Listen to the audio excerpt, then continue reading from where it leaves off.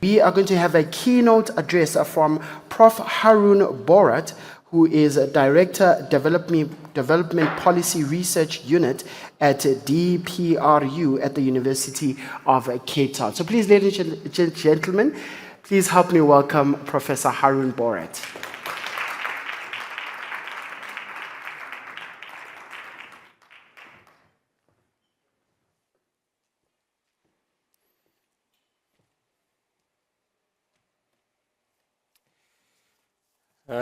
Thank you very, very much. I was chatting to the CEO of GTAC this morning, and you'll see where I'm going with this. The theme, the fun theme for this presentation is about age, and Renette and I settled on the idea that if you're a student, you're actually part of the children group for us, and if you're in the 40s, you are still young, right? Because we see ourselves as part of the old group. And it struck me in sort of preparing this presentation, and some of you may have heard some of these ideas before, that part of the challenge of doing this work over and over again is that you get into a path dependency of thinking about a certain problem in a particular way, and that's the path that you're on, when in fact, sometimes you need creative destruction. Sometimes you need a completely different, and in my view, very obvious way of thinking about a really old problem.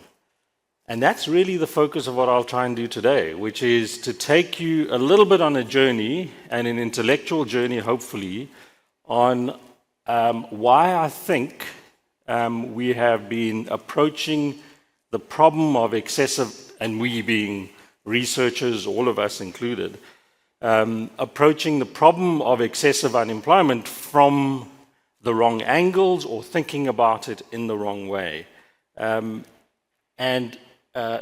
Just to sort of lay out some of the caveats, this is not to say that this is the only way to think about unemployment. This is not to say that other ways in which one can think about unemployment and the challenge of unemployment and the challenge of job creation can only be resolved by this method that I'm proposing. But I think it's an underappreciated aspect of how we have been approaching the challenge of unemployment. So, and again, advanced apologies for those of you who have seen parts of this, but I'm going to still try and make it a little bit interesting. If you've seen the presentation before. I want to do three things, right? And the mic guy said I can walk around, so that's much more fun for me. I want to try and do three things. One is, well, the first main thing actually is to give you the sense of why I think there's an empirical smoking gun, that we've been missing right staring in front of us. The problem of unemployment has been about things that we look at in the traditional neoclassical model of about unemployment, but in fact that's not where the main reason for our excessive unemployment lies. And I want to show you the mental model, and then take you through the barriers to formal sector employment. So there's a little bit of a unclear outline because you need to hear the smoking gun first, and then talk to what I think are the massive exogenous constraints facing informal sector expansion in the South African context, and then hopefully, if there's time, suggest what I call supply-side policies of a different type, and essentially a good type for thinking about the informal economy. Okay, so hopefully you're suitably confused by now, right, as students. This is a graphic you've seen time and time again, right? It's almost boringly familiar, which is, I've just taken one aspect, which is the distribution of unemployment rates across the spatial barriers, the spatial locations in South Africa. You can take any estimate, right? You can take gender-based unemployment, national rates, you can take race-based, and so on. The one thing that's really interesting is that even if you take location-based unemployment rates, so when I trialed this presentation at Cornell, they even asked me if that 17.89% was correct, because that's the lowest district-level unemployment rate in the country. And that's probably higher than most other middle-income country samples. So even our lowest unemployment rate is one of the highest in the middle-income country sample. So let's be very, very clear, right? What we are trying to explain is not unemployment rate in South Africa, it's trying to explain inordinately excessive unemployment rates. So you need a different way to think about unemployment rates, right? There has to be an alternative model, and that's what I want to start you with in terms of the empirical smoking gun. And this is where, and so the age theme is that it's taken me 30 years to figure out the most obvious thing staring in front of me. I think it was Einstein who said that things should be simple enough, but just not too simple, right? So, and this is the empirical smoking gun. We have the highest unemployment rate. I've given you 10 emerging markets, and I've given you the unemployment rate distribution here. We on the right, 34%. Thailand, Malaysia, between 1% and 4%. And I can extend that to 97. I think I've got about 100 emerging markets or middle-income countries in my sample, and it still looks the same. It's this long bar graph, and South Africa is on the right, still the highest. So, right? At 34%, we're way above any other middle-income country. But here's the problem, or here's the window into thinking about the problem differently, is that at the same time, we have the lowest rates of informality in the sample of emerging markets, middle-income countries, or whatever, right? That's the empirical smoking gun, right? And it's the empirical smoking gun if I reaffirm it in the following way, right? So maybe if I go back, because we have students, right? So that's what I said. It's most of you are children, right? So you between 20 and 30. That's the children analogy. So I want you to write the following down. The average emerging market, and no cheaters, if you've heard it before, don't tell the person next to you. The average emerging market ratio of wage employed to informally employed to unemployed is 45, 45, 10. So for the ChatGPT generation, write that down. 45, 45, 10. Write that down. Wage employed to informally employed to unemployed. That's the average emerging market, labor market segmentation model, right? For every 100 people in the average emerging market, average middle income country, there are 45 people in wage employment, 45 in the informal economy, and 10 in unemployment. Now, I want you to guess what South Africa's ratios look like. Put down the first number that you think South Africa's at, and no Googling, right? And let's stop there. Is it more or less than 45? Less. Who says less? Let's just trial this. Maybe you've got it all figured out. Who says more? Okay, most of you are very, very shy, so you don't want to say anything. So it's actually more, right? South Africa's wage, right, to total employment ratio, if you like, is 50 out of 100 people in the South African labor market are in wage employment. Not 45, 50, right? So by extension, you don't really, on average, relative to other emerging markets, you don't have a wage employment challenge. How do other emerging markets close their labor market? Well, they close their labor market by this 45-10. They happen to have 10 people in unemployment because 45 of that 100 people looking for employment find employment or economic activity in the informal economy. And so by extension, South Africa's, as you know, right, the unemployment rate's 34, therefore only 16 out of 100 people, that the data you see down there, are actually in informal employment. We are unable to close our labor market not through traditional, that's my instinct, not through traditional mechanisms such as formal employment, but we're unable to close our labor market, in other words, reduce our unemployment rates, because we've got too few people in the informal economy. It's the most obtuse outcome, and the reason you get that obtuse outcome is because we have a very unusual history. I mean, that's, for me, the only sort of tangible explanation I can give. So that's my smoking gun, right? That's enough to get me going, because now I'm worried that we've thought about unemployment the wrong way. Unemployment's not necessarily a wage employment issue, it's about an informal economy issue.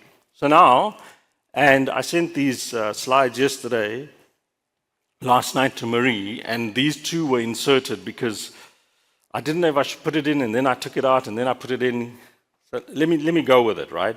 So here's the mental framework that's really important, because if you're thinking as students or young researchers, this is how you need to think about it. This is the puzzle. The average Harris-Todaro-Lewis model says the labor market clears because the informal economy is a free entry and exit sector. That's what it is, right? That's how we've set up every single model from the Lewis model through to Harris-Todaro, right? So there's zero barriers to entry and exit, right? So shouldn't developing country unemployment rates be near zero? And therefore, that unemployment rate that you see for 10% or below is some sort of natural rate of unemployment, because everybody's finding stuff to do in the informal economy. Okay, so keep that in mind. I now need a few things to work with. In general, you can think of labor market segmentation working in the following way. You can think of formal unemployment rates, where the urban educated search for formal sector wage jobs, because they don't want to work in the informal economy. So all of you guys don't want to go and sell millies, you want a formal job, right? If you can't find a formal job, that gets expressed as formal sector unemployment rates, but it's unobservable, right? You can think of that as queuing models in the public sector and so on, right? You see that in North African labor markets. The urban and rural less educated, so rural workers or the less educated, don't care where they work, but if they can't find economic activity, it yields unemployment rates that are called informal unemployment rates, also unobservable. You with me so far? Nod. If you don't have to say anything, you can just nod, right? If you're confused, just shout. Total unemployment rates, which you can see down over there, is therefore the two unobservables, formal unemployment rate and informal unemployment rates. Now, I promise you this is the only real maths that we take care of. If I draw a distribution of unemployment rates in the emerging market sample, I can back out Z-scores. That's all that equation is there, right? And I can find high Z-score unemployment rates. So I can find, and the head of the Jobs Fund is frowning at me. She's like, what are you going on about? So think of a distribution and think of the dot on the far right, that's South Africa, right? This outlier unemployment rate. So you've got very high Z-scores. But I've set up this mental model where you're either formal unemployment or informal unemployment, right? And so out of that, I get to a really interesting space. And there's a formal mathematical model, which I won't go through here.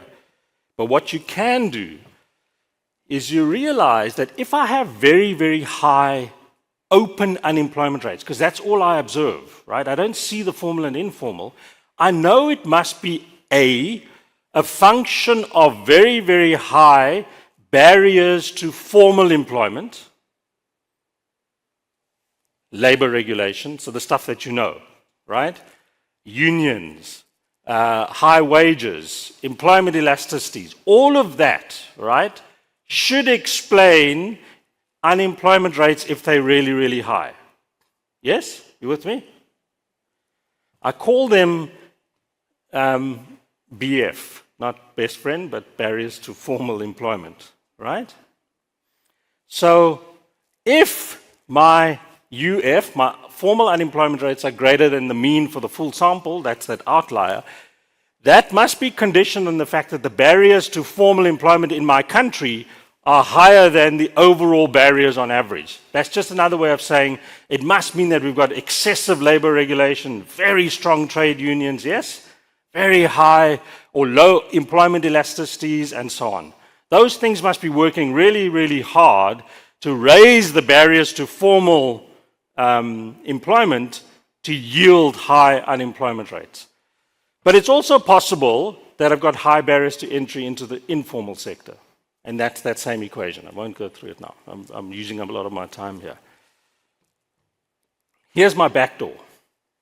This is my backdoor, and that's the purpose of the first part of the presentation. Is if I can show you that most of the barriers to formal employment, labor regulation, trade unions, are actually not excessively high for South Africa, I can't then use that as an explanation for our inordinately high and excessive unemployment rates. Does that make sense? Yes or no? Okay? That's a really important point. If you don't understand it, let me repeat it. My mental model requires, right, if I can show, right, that the barriers to formal employment, unions, labor regulation, right, are actually less or similar to average barriers that other countries, other middle-income countries face, right, then those barriers can't explain our excessively high unemployment rates. It must be something to do with informal sector barriers. Okay. And so then my journey begins. So now the purpose of the mental purpose is to say, well, let's look at those barriers. Let's assess those barriers to formal sector employment, and are they compelling enough? And this is the smoking gun. This is the thing that's been grappling, at least for 30 years I've been grappling with this idea, but I don't understand how we have such excessively high unemployment rates. Well, what about output employment elasticities? That's the first BEF, the first barrier we look at. It's not good enough, right? If you look at employment elasticities, cross-country evidence, right, for South Africa is the red dot. We've got about 100, it's based on our study with Harvard. It's a working paper, DPRU working paper. You find that over the periods, and for the full period 1990 to 2020, South Africa is not an outlier. Our output employment elasticities are very, very similar to other emerging markets. We're not particularly bad at generating jobs for a given percentage increase in growth rates. Right? That's your first, you need to prove to me, right? So you need to prove to me that excessively high unemployment rates are actually because we've got a very poor growth to employment conversion rate. We don't. It's about 0.14 here. You can look at different periods, but they're not unusually low, right? And you'll see this persistently, right, in sub-period analyses. So B1F, my first barrier, that's the classical explanation for overall unemployment rates, right, is actually in that equation, B1F is actually less than the average or equal to the emerging market average, right? So the elasticities in other emerging markets are similar. The second one is the one, again, I think I've wasted like 10 years of my life on this, right? Labor regulation. So I worked with Halton Cheadle, Paul Benjamin, all the lawyers, and we looked at labor regulation because that's where the textbook took you, right? That's where the neoclassical toolbox took you. Go and look at labor regulation. That's always going to be a problem. The IMF told us that. Anne Kruger came in and said, is labor regulation's a problem? Okay, this is, the red dot is South Africa. These are the older World Bank's doing business surveys, and we looked at hiring difficulty, firing difficulty, hours rigidity, non-wage costs, and firing costs. All except one, do you find that South Africa is either at the same level, right, when you do the sort of indexed measure, at the same level as most emerging markets, or in fact even in low-income countries as well, or below. In fact, we have very, very low non-wage costs, pension, medical aid, right? Because those are not codified in labor regulation. You don't have to offer it, except if you're a lucky public sector worker, right? So non-wage costs are actually very low compared to average emerging markets. Same with firing costs, right? So what is it? If you fired, it's a week of every, severance pay is a week for every year you've worked or something. Some countries it's 6 months for every year you've worked. So our firing costs are actually quite low. And so labor regulation isn't really a binding barrier, right, that explains our inordinately high unemployment rate. So you can see, just my analogy to that analytical framework, because we've got a lot of students here, is this is my back door. So if you read Scott Cunningham, you know my backdoor route to trying to explain, because if all these barriers to formal, open unemployment rates are not compelling, then I've got to accept that informality or low informality is a key reason for high unemployment rates. So B2F is actually not compelling at all, and the evidence is overwhelming here. We've done this for different time periods, we've used different indices for the World Bank Doing Business survey, and it's comparable across countries. You cannot look at our labor regulatory environment and say, ha, this is what explains inordinately high unemployment rates.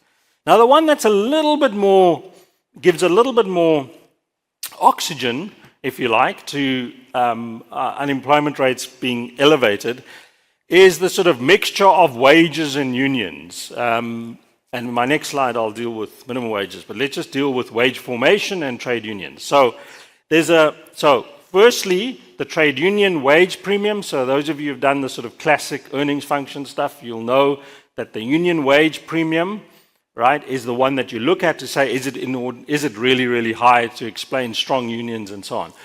Well, the data and the estimates are less compelling than you'd think, right? When you start controlling, and this is, I'm biased by my own work that I've done, when you start controlling for firm size, for sector, for non-wage benefits, right, firm size in particular, you find that the union wage premium, and public and private, the union wage premium falls to between 7 and 10%, which guess what?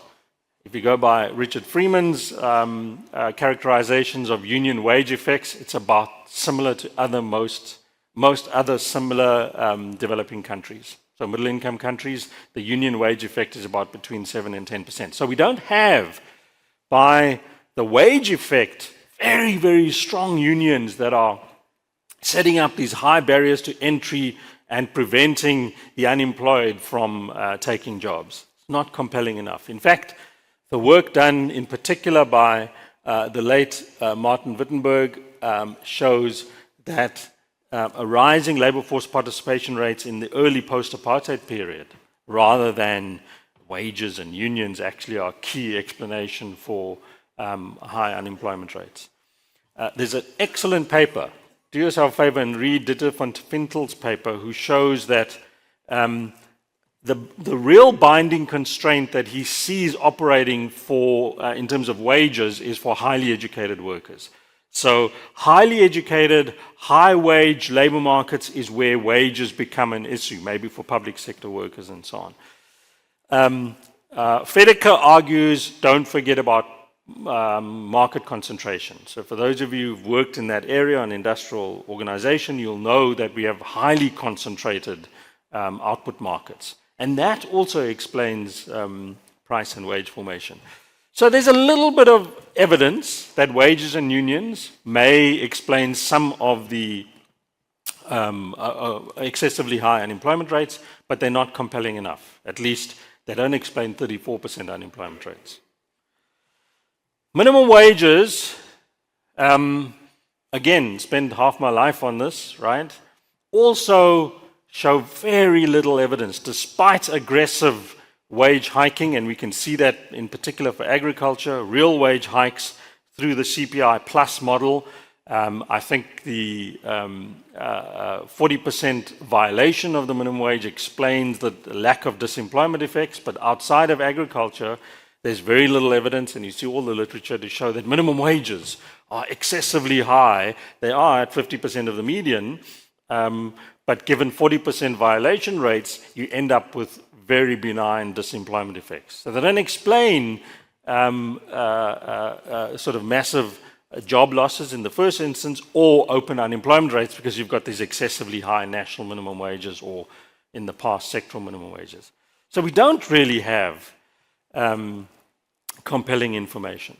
So the final nail in the coffin for me is the following, right? Again, in our working paper, which is if you regress, right? You take a cross-country regression, looking at labor market segmentation, where EIT is formal, informal, and the unemployed, you get actual and you get predicted, of course, right? So given your GDP per capita, what should be your predicted segmentation of workers in formal informal, and the unemployed. You can see that, and not active, right? So not active is the yellow. One of interest for me is informally employed is blue, I think that is, and purple is formally employed. So what you want to do is say, what's the actual, which is the far left bar. So the model predicts, right? And what is the actual outcome? So what we find, right, is based on our GDP per capita, the blue, in simple terms, is bigger in the predicted than it is in the actual. And guess what the blue is? It's the informally employed. And so the cross-country regression suggests, in words, that given our GDP per capita, we actually have this idiosyncratic outcome of having too few people in the informal economy, given our GDP per capita. And we've got graphics to show this as well. When you do the cross-country distribution and you look at unemployment rates, we've got very high unemployment rates, but one of the lowest rates of informality as well. So we are a complete outlier in that context. It's very, very obvious. And so what does that mean? So our actual unemployment rate based on this data was 26% at the time, pre-COVID. If you take the predicted, given our GDP per capita, our unemployment rate, given that segmentation, should have been 7%, not 26%. Now note, the model does predict too few wage employed as well. So my simple sort of smoking gun gets me in, but not enough to confirm that we also don't have enough wage employed, which is my caveat, all right, before I go into the barriers. That this doesn't mean that the informal sector is the only game in town. It means that it's a big part of the explanation that we have not thought about in the context of our extraordinarily high unemployment rates. So, but where I land now, right, is a very, very strong evidence-based conclusion that those BFs, right, and I've gone through all of them, right, and the last one here was 4 barriers. We can think of others, we can go through them, right? Reservation wages, I thought of that last night, right? Often seen as a reason, that's the queuing model. Reservation wages are not, firstly, they're rarely answered in the household surveys, but they're not seen as a really good explanation for our extraordinarily high unemployment rates. But as I go through B1, B2, B3, B4, right, none of those are compelling enough for me to explain why we have 34% unemployment rates. So I can safely conclude that, in fact, the reason we have these extraordinarily high unemployment rates is not to do with unions. Don't look at unions, don't look at labor regulation, etc., etc. The reason we have it is because we've got these massive barriers to informal sector economic activity. And so that then takes me to my second part of my presentation, in the 2 minutes I have left, although it says 17 minutes on the, and there's no chairs sort of stopping me, so this is good. I'm going to eat up more of my time, so we can have about 10 minutes for presentations. So I'll run through this quickly.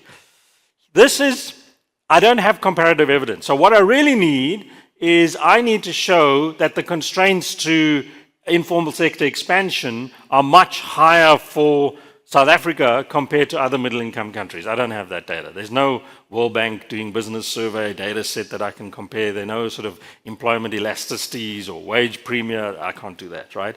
But what I can do is try and convince you, based on the evidence here, that we have these massively high barriers, and then seek some sort of anecdotal evidence. First anecdote, which is where the penny dropped for me with regards to this sort of research idea of mine. At a conference in in Delhi, and it was a university-based conference, and we got out of the university, and then there were thousands of informal traders trying to sell us everything and anything, right? From food through to fans, through to whatever, right? Thousands. Many of you have been to a developing country city, you've seen that. I get home and into my office, right, and I look outside my office and there's a parking lot, a UCT parking lot with cars, and there's nobody selling anything. And the reason they're not selling anything is this barrier here, which doesn't exist. And if it's codified in developing countries, not enforced, is you've got this phalanx of regulation embedded in the Businesses Act of 1991, despite the Constitution saying you have a free sort of entry and exit. The Constitution says you're free to trade wherever you want to. There's a famous case, right? But the Businesses Act regulates informal trade. It regulates it in terms of trading permits, fines and criminal offences. We have something called the this is the one I love, the National Building Regulations Act and the National Traffic Act. So if you've ever wondered why you don't see people trying to sell you stuff at the roadside like you do in Accra, it's because it's regulated. We have a regulation. And so the other anecdote I have is we've all grown up in Switzerland. You've gone to Model C schools and you've all sort of lived a life that looks like this, right? And we all want to be in Switzerland, right? And we want the regulations of Switzerland, which look like this. You can't sell stuff on the street. We impose it on the rest of the society. I'm happy to take that analogy further in the Q&A. And the mentality or the approach of the average policymaker is we need to regulate the informal sector. There's a Building Regulation Act which says certain premises can't have informal traders. They can't be located at street sides. They can't sell at road intersections. They'll be considered a traffic hazard, and so on and so forth. My best example is on the project we had one of our juniors try and become an informal trader in the city of Cape Town. So this is what you have to do, and if this doesn't sound like rules for Switzerland, then I don't know what does. If you want to sell, you in this room, you come to Cape Town and you say, you know what, I've got this great idea, I want to sell these products that I've made, earrings or jewelry or something, and I want to go and sell it in Camps Bay. No, you can't just go there. That's where some of the richest consumers in the world come to South Africa, they come to Camps Bay. Well, the first thing is you have to register online. So you have to have data. If data is expensive, that's it, right? You have to register online. And it's all in English, of course, right? Secondly is you need IDs, proof of address, right? Photos of yourself and so on, right? It's like you're going on an overseas trip or something. The next step is you need to find a suitable trading bay that is advertised. And if you do get it, right, and you choose that trading bay, there's a scoring system that's thrown back at you to say whether you scored really high or really low. If you manage to get that, they interview you. How can that sounds like a job, right? So the model we have is a Switzerland model. The Switzerland model says you can't just have these people, right? These people coming in and out of our cities. It's a very class-based model, right? To sell stuff. No. They must come in, we regulate, we interview you, we check your status, what are you selling, and then we train you. And then you have to pay. So what you have is regulation for the formal sector applied to the informal economy. It pushes you from 16%, from the average, which is 45%, in the average developing country to 16%. That's what it does. The second barrier is the hardest, right, in terms of a policy solution. It's the spatial barrier. As you know, in most developing country cities, the rich live next to the poor, right? The favelas in Brazil are right on the edge of the city where the rich live. We don't have that. Our spatial apartheid means that the poor live far away from cities, right? And so the ability of the poor who are trying to access sustainable livelihoods from 30, 50 kilometers away into the cities is heavily constrained. And it's heavily reinforced, this constraint is reinforced by very high transport costs. And we know there's a lot of research on that, right? It's also transport usage. This is a great Harvard study on the percentage of households owning a motorcycle or a scooter. South Africa is right at the bottom, right? Again, the model we have is build formal infrastructure, highways into the city. It's a Switzerland model, right? The whole model of, it's a bigger conversation we can have about the model of development we have, which is very much about formal sector jobs and so on, and a large infrastructure that we want to build. So I would argue that this is a massive constraint, and let me speed up. The other, so we did some work, it's correlation. This is, it's not proper causality because we don't have all the bells and whistles and the diff and diff and the, all that running here. This is a simple correlation on an old paper that we did to say, what are the factors, this is FinScope data, what are the factors that caused employment creation to grow over a 12-month period amongst informal sector operators, right? So you'd think of the things that we always have in our toolbox, which is skills and networks and things like that. Amenities. One of the biggest effects was lockable storage, water, public toilets, electricity, waste removal, right? And we don't think of infrastructure requirements for the informal sector. We don't think of it that way. That's a supply side requirement, right? If our leading Stats SA person here decides he wants to leave Stats SA and he wants to go and start a business, he knows when he starts a business he's going to get electricity, he's going to get roads, and and he's going to get ports because he's going to export stuff and the ports function. That's infrastructure. We don't provide it to the informal economy. Evidence shows it's one of the biggest growth enhancers of employment in the informal economy. We don't provide it. We see them as a nuisance, right? Massive constraint. The other one, uniquely South African, is crime, right? You don't see this in other. There's a lot of evidence done by Paul Cicchello, again, 25 years ago, and more recent work we did showing that crime is a serious deterrent to informal sector startups, but also growth. I'm really worried that people are going to steal my stock, right? That's a real concern.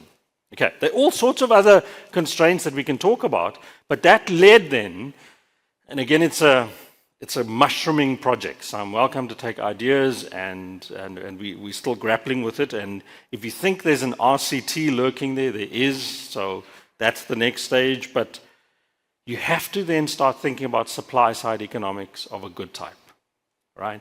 And the broader conversation is moving away from poverty alleviation and economic inclusion and growth purely being seen as a household entry point, but seeing individuals in informal trade as firms.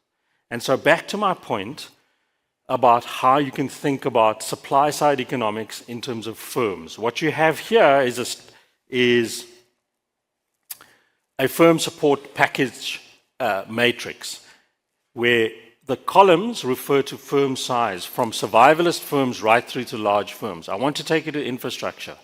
When we think of infrastructure, we think of transport infrastructure, electricity, internet access for large firms. We think of ports, we think of roads, we think of rail, we think of the collapse of Transnet. All really important, right? All fundamental to growth. I'm not saying stop that. I'm not saying divert resources. Absolutely critical. But in the rush to look at that, we forgot that infrastructure for own account workers or micro enterprises is about very expensive internet. It's about storage space to operate. It's about access to land. In other words, a small little piece right outside a formal operator in the city of Cape Town. Those are massive barriers. We don't provide them. It is easier for an individual in New York City to get a piece of infrastructure, namely a hot dog stand. Easier in New York City to get a hot dog stand and sell hot dogs in New York City than it is in any city in this country. We see that as a nuisance. We don't want the informal economy near us, and so we don't even think about infrastructure in that sense. That becomes supply-side economics. It's everything from finance to regulatory related constraints, which will differ. So regulation as a constraint for large firms may be around tax regulation. We heard Duncan speak about that this morning. But for the informal economy, it's not about formalizing them and taxes and so on. It's about building regulations. It's about zoning laws at the local government level. That's what needs to change. It's about trading licenses. Why are we charging them hawkers licenses that are higher than the SRD? It's madness. And so there's a three-part strategy. I won't go through it, but you can start thinking. Folding out of that are very clear sort of policy program around regulation, infrastructure, and fiscal support. So let me conclude by saying, hopefully you've seen the mental model operate, which is, if I can show you that the barriers to formal unemployment, if I can call it that, are not, or the barriers to formal economic activity are not that binding in terms of employment generation, unions, labor regulation, and so on, then our excessive unemployment rates must be a function of something else. And for me, I've yet to be convinced otherwise yet, right? That it is the extraordinary unemployment rate in this country has as its key determinant are inordinately low rates of informality. If you look at the country, and this is my final image I'll leave with you, if you drive through any city in South Africa, you've heard this before, it looks like Europe. Well, that's the problem. Shouldn't, right? Because what do other developing countries look like? They have large swathes of people in the informal economy, and we, for all sorts of reasons I've just identified, have far too few people in the informal sector. Okay, let me stop. Thanks very much.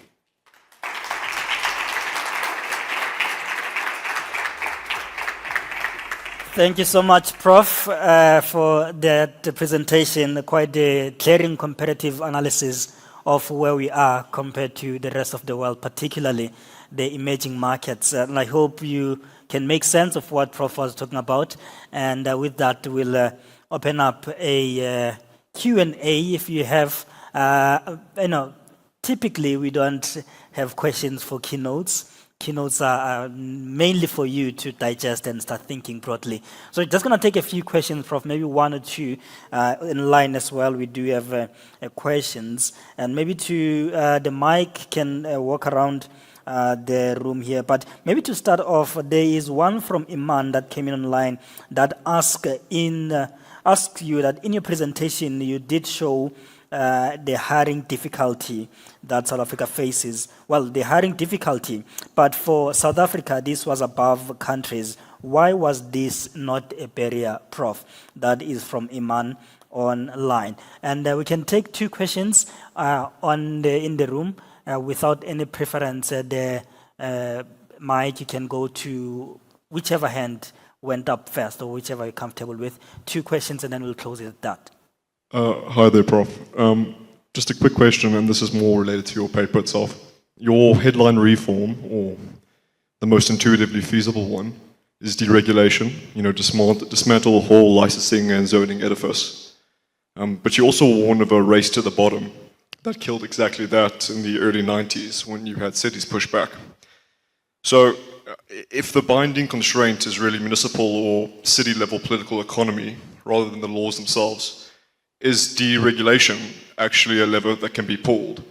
And then do, transport or zoning subsidies actually act as a proxy for that, given it's hard to deregulate? Sure. Right. We're going to go to the second and last question. Keep it crisp and clear. You can choose the last one. But Prof, I understand, will still be with us, so you can, around the lunch, interact with him. He won't bite you. You can interact with him during break, and he can be able to answer any of the questions that you do have. The next question, please. Yes, thank you. Thank you, Prof, for the presentation. I have a question regarding running the CC regressions, right?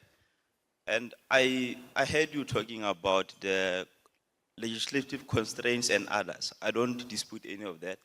What I want to understand is, have you done a study that determines whether the current trajectory of SMMEs are able to create employment? So this is because, according to the National Development Plan, about 90% of the needed jobs, they said it's going to come from the MSMEs. So I want us to digest whether that's possible based on your statistical education calculations that you have made. Sure. Thank you, Prof. Right. What institution are you from and your name, please? I'm Tuelo Pitiri. I've done a doctoral study on employment and entrepreneurship. I'm from the Nelson Mandela University. Sure. Thank you, Prof. Those are the 3 questions to Okay. close off with. Thank you.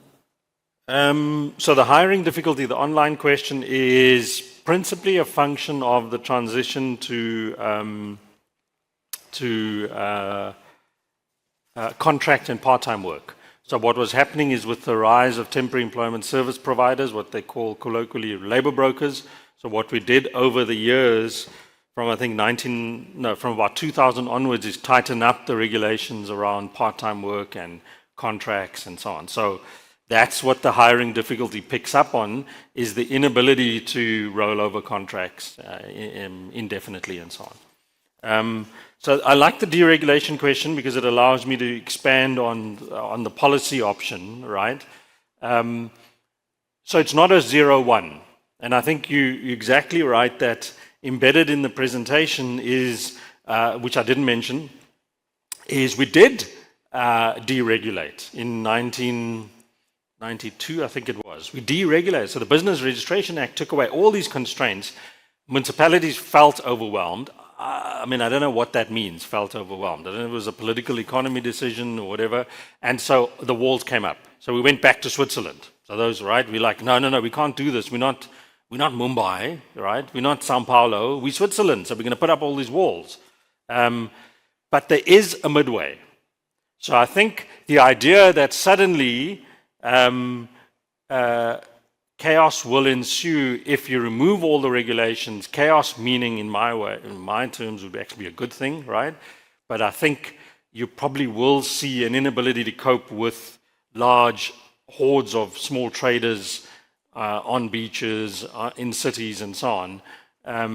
And so what you can, though, do is have, as a starting point, change the mindset. That's the first thing. So we're not here to regulate. We're here to encourage SMME activity, and then the license provisioning that you saw for the City of Cape Town, remove all those sort of high barriers and at least increase the numbers of traders allowed into cities. Somewhere in between, where, if you like, as a community or as a South African top of the income distribution earners that you all are, you start thinking like development economists, and you look at us as being like any other developing country where there are lots of people selling you really interesting things and really bad things and really good things, and they're all small traders and they're all survivalists. We don't have that in the South African context. So it's a little bit of that transition through the Business Registration Act, which you can amend accordingly, and buy-in from SALGA and so on. So there's ways to think about that. And then the support on the infrastructure side, which then leads to the really great last question, which is, it's an output market point as well. So even formal registered businesses, right? Small businesses in the in the formal sense, also are dominated by large entities, large firms. And output market concentration is a problem even in the formal economy. So I think the extent to which the competition policy is doing its work, I mean, you see they're launching an investigation into franchise operators. That's precisely to think through how can small business owners be given more oxygen, right, to grow. I think that's a key part. So even in the formal economy, we're too concentrated, right? And so there's a clear growth path for SMMEs. Mine goes one step below that in the more sort of, if you like, developmental trajectory around employment generation. Unemployment is, I think, it's true for survivalist enterprises as well. Sure. Right. Prof, thank you so much for the presentation.